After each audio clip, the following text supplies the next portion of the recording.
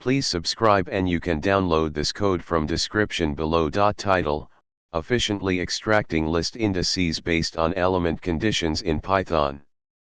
Introduction. In Python, there are often scenarios where you need to extract the indices of elements in a list that satisfy certain conditions. Doing this efficiently can improve the performance of your code. In this tutorial, we'll explore various methods to achieve this task with code examples. Method 1, using a for loop. Method 2, list comprehension. Method 3, filter and lambda function.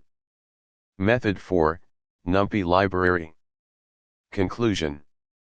You've learned different ways to efficiently extract indices of list elements based on specified conditions in Python.